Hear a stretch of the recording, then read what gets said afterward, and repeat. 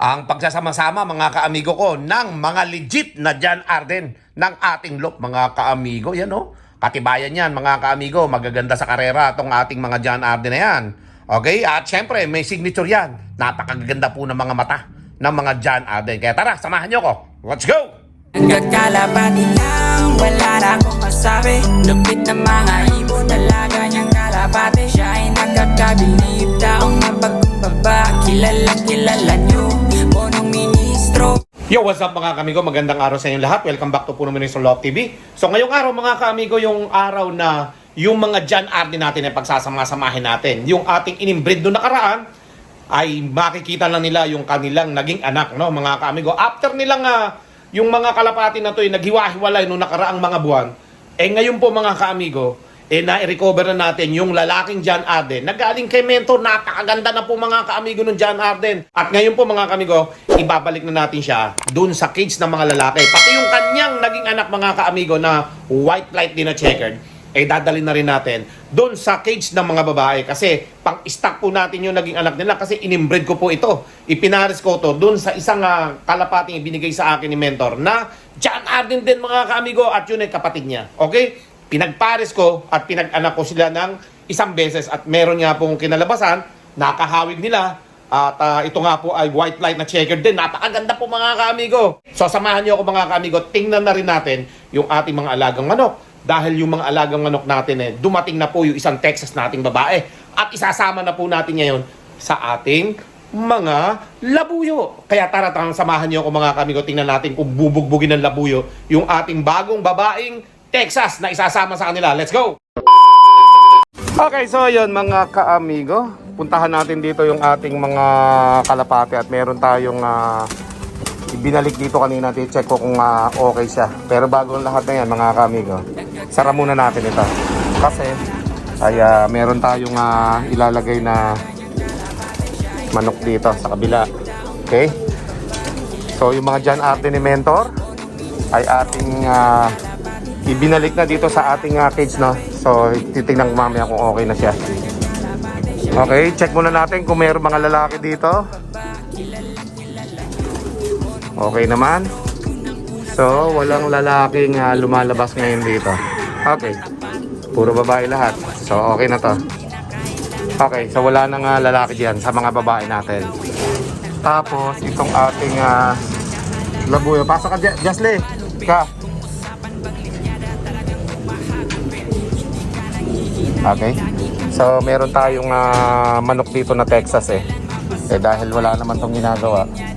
Kaya lagay na natin dito to. Yan.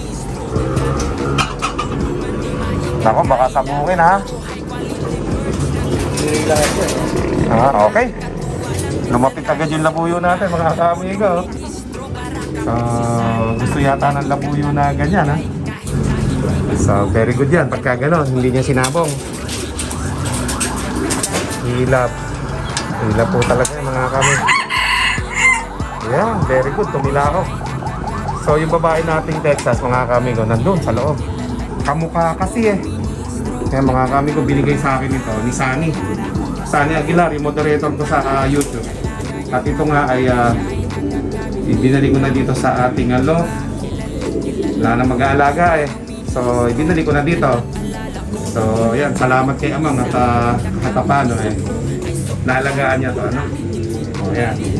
At yung mga naman natin, yung mga labuyo natin, malalaman natin mamaya kung sasabuhin nila hanggang lumilipad yung mga kalapati natin mga kaamigo. Okay, so monitor natin yan maya, balikan ko yan mga kaamigo. Tayo sa baba, titingnan natin kapag sinabong nito yung babae, tapos ang karir natin, hindi natin pwede isama yung Texas sa labuyo. So Texas yan, so malalaman natin mamaya, balikan natin. So dito naman tayo mga kaamigo, ibinalik ko na yung John Arden ni Mentor dito. Ayan siya mga kaamigo. Tingin ko naman na okay na yung katawan niya. Kasi no, ibinaba ko ito mga kaamigo, sobrang namayat siya.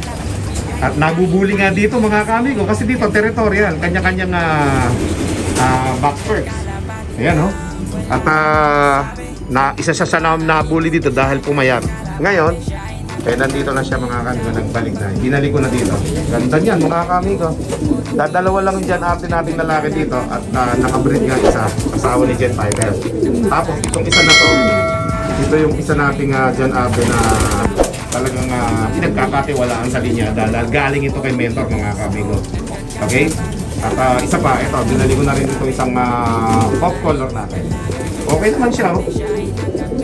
Oh, diba? Okay pa siya, mukhang sigaw rin eh. Uy, ayos ah. Oh, ano nangyari? Ayan mga kamigo, bumigiri sa mga sa Texas natin, oh. Binigirian niya Texas mga kamigo, mukhang gusto niya yan. Hindi niya sinabong eh. Oh. Ibig sabihin mga kaamigo, type niya yung Texas natin. Sumilakan. So kung unang mangingitlog yan, very good. Oh. Eh, kasi yung kasamahan niya, hindi ko alam kung magpapaasawa na yun eh. Kasi syempre, medyo maliit pa sa paningin ko, pero sa mga labuyo, mga kaamigo, hindi ko alam, baka yung ganyang kalaki, inahin na rin, no? Eh, mas malaki itong Texas, mga kaamigo, eh. Yan, daming pagkain dyan. Anytime, pwede silang kumain dyan. Yan na, yung mga lapit na, mga kaamigo. Gusto niya makaporma. Magkakaroon tayo ng crossbreed dito, mga kaamigo, Texas at labuyo. Yan o, crossbreed ang kalalabasan mga kaamigo dito. Tingnan nyo kung gaano kaganda yung Texas na babae na yan mga kaamigo. Yan o.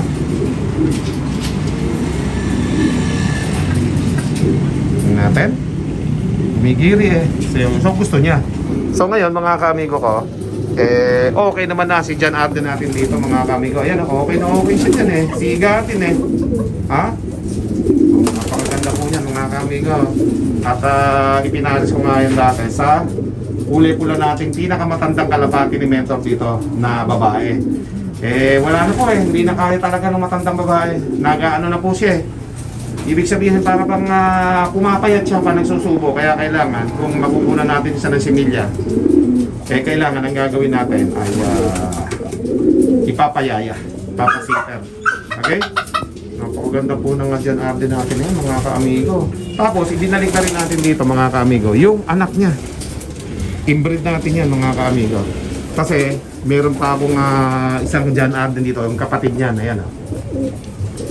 Yan, kapatid po yan ng ano natin, lalaki dito. Yan. So ito yung kanesmate niya. At ito po yung isang kanesmate niya. Ayan o. Yan, binigay sa akin ni mentor yan nung unang pisa. Kasabayan nila 4 to kasi mga kamigo eh. Si 003 po yan, si Tres. Okay, John Arden. So ngayon, pinag-inbreed ko po yan. Ngayon, anong nangyari? Nakapagpalabas tayo ng isang babae na anak nila. At nasaan na? Where are you? Nasaan ka na? Ayun. Ito yata yun. Nasaan na ba? Nawala. Hanapin natin kung nasaan. I think yun. Ito ba? Kumakita. Checkered na white flag, checkered na white flag. Nasaan ka? Wala. Ay, eto. Hindi ko makita, katabi lang pala. Yan. Ayun mga kaamigo. Kasi yan, na cancer eh. So medyo magaling na yung cancer. Yan yung naging anak nila. Inbred po yan ng John Arden. So ito nanay yan, si Tres. Si 003 natin. Yan, matagal ko na rin hindi masyadong ginagamit yan. At yan nga, yung isang John Arden natin dito na babae. Galing kay mentor yan mga kaamigo. At pinagpares ko nga sila ng ating John Arden dito. Ayan o. Bumabara ako. O ayan, dyan muna kayo sa labas. Dyan muna. Okay. Jasly, sarado mo muna yung pinto dito konti. Sarado mo lang. Huwag mo ilalak. At baka biglang bubukas itong pinto dito. Yari, makakawala John Arden. Yan. Sarado mo lang ng sarado lang. Yan, ganyan lang. So ayan mga kaamigo ko. Yung John Arden ni mentor. So mataba na siya kaya binili ko na dito sa cage natin ng mga lalaki, no. Ano, napakaganda po niyan. Tapos ayun yung kapatid niya.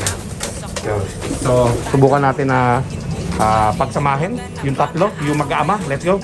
Okay, so yun mga kaamigo, nahuli ko na yung dalawa nating John Arden mga kaamigo. At ito nga ay mag-ina. Yan o, halos magkamukha.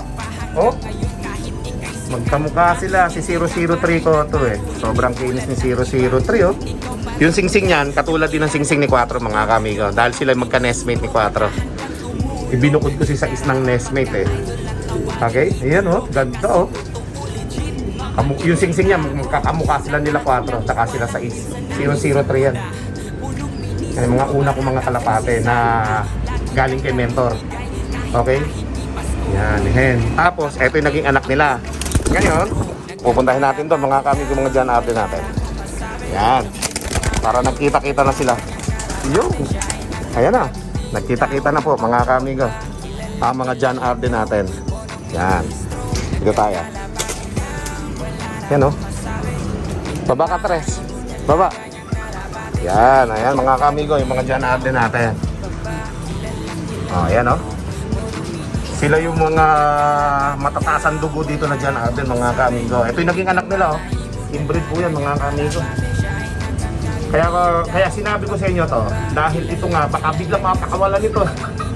Hindi ko to ililipat talaga eh. Pero nasingsingan ito ng 2M banded. Eh, hindi naman na tayo lalaban doon, kaya okay lang. O yan mga kamigo, magkapatid yung breeder natin na yan. Yan o. Kasi yung kapatid niya. Nestmate niya yan, si Tres. Ayos din o. Natin si Tres.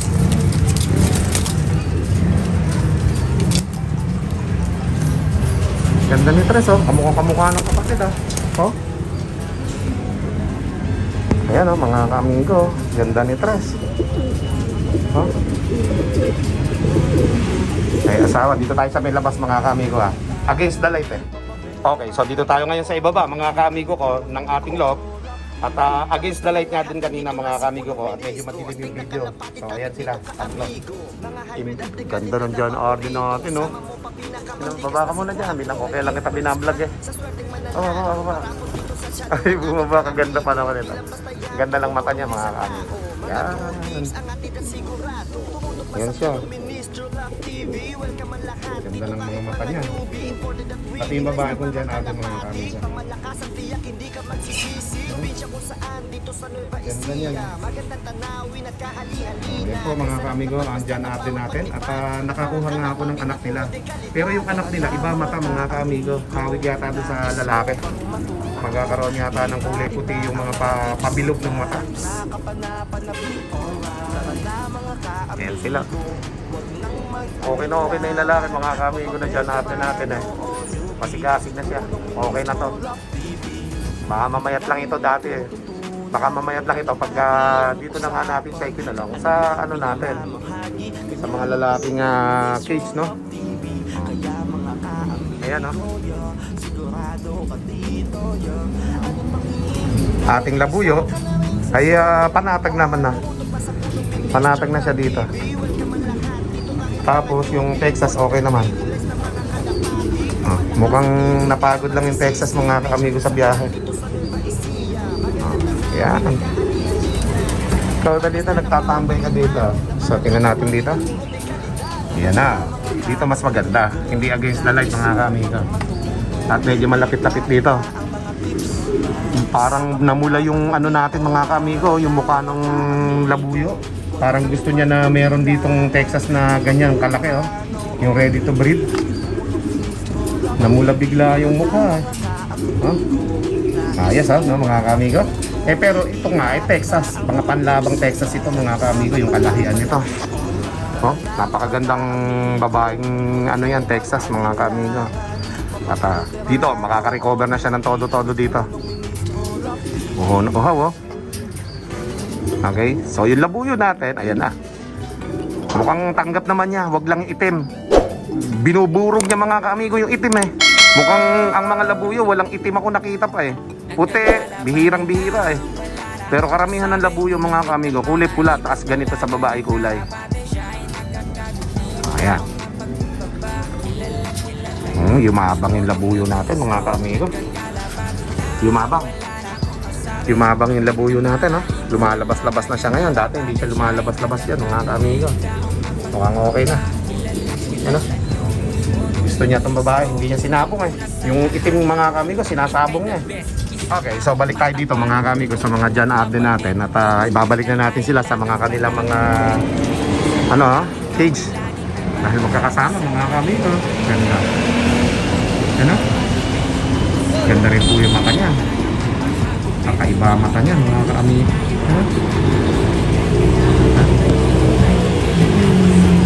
Ayos no mga kaamigo. Ganda ng mata niyan eh. Ang ano lang nga natin dyan, syempre galing sa recovery yan, maganda katawan.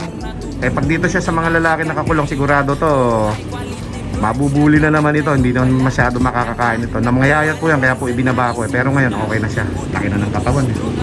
Yung mga babae natin, mag-ina na sila na pwede natin i-breed yung mga John Arden natin dyan. Pag-cross-crossin natin yung mga John Arden natin na yan para dumami yung lahi ng John Arden dito. Kasi magandang linyada yung mga John Arden, mga kamigo eh. Okay, so dalawa yung John Arden natin na parehas white light. Tapos yung isa nating lalaki, hindi naman white light. Ito white light. Mag-aama to. Isang pamilya po ng John Arden yan. Nagkita-kita na dyan. Gusto niya nga puntahan, no? Forma yan. Kung magpapares pa yung mag-amay, ha? Yan, no? Mga kamigo. Mukhang papares pa yung anak niya sa kanya. Pagka nag-anak yan, 100% na yan na line ng lalaki yan. Pupuro na yan. Ay, pupuro sa lalaki. Hindi pala, kasi lahat ng mga kalapating napunta ng Pilipinas, mga kamigo, na-cross-cross na to sa mga magulang eh. Pero ako, sure ako, mataas ang dugo ng John Arden ng lalaki na yan. Okay? So, kaya yan. Hindi pa natin napapabreed ng marami talaga yan. So pagka nag-breed tayo, puro John Arden lang mga kamigo. Para yung breed natin hindi naglalayo-layo. So sa susunod na taon, oras na nag-breed tayo mga kamigo, ang gagawin natin mga breed ay yung mga line lang na magkakadikit, no? Okay? Ganun na lang ang gagawin natin para hindi tayo magkalihis-lihis ng mga breeding. Para malapit tayo sa katotohanan. Kasi oras tayo mga kamigo, naglayo-layo tayo ng breeding, tapos hirap magtuklas ng mga golden pair. Pero kung iisa mga linyada, iisa yung rotation, dalawang rotation, mga ganun lang, eh mabilis tayo makakakita dyan ng mga panlaban. At matutuklasan natin na yung linyada nila gagalaw at hindi gagalaw. Ganun lang yan. Okay? Means kung dudulo o hindi dudulo. Pero yung nakikinikinita ako sa mga John Arden natin, puro mga inbreeding po ang mangyayari dyan. Si Tres eh, yan. Tagal-tagal ko na rin hindi nagagamit si Tres mga kamigo eh. Yan, okay? So yan o. Ganda niyan. Sauli na natin. Gusto nang bumalik ni John Arden sa cage ng babae.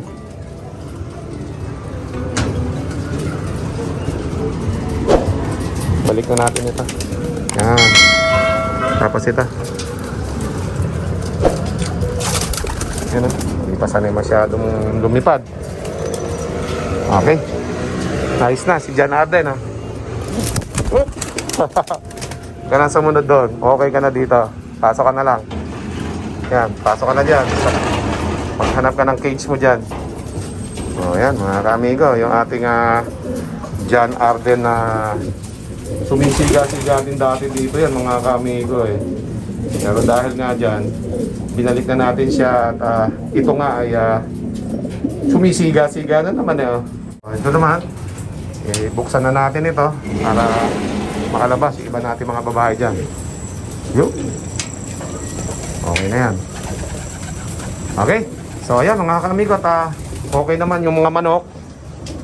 Naibalik na natin mga John Arden natin dito. Kaya okay na. May punong ministro, Love TV.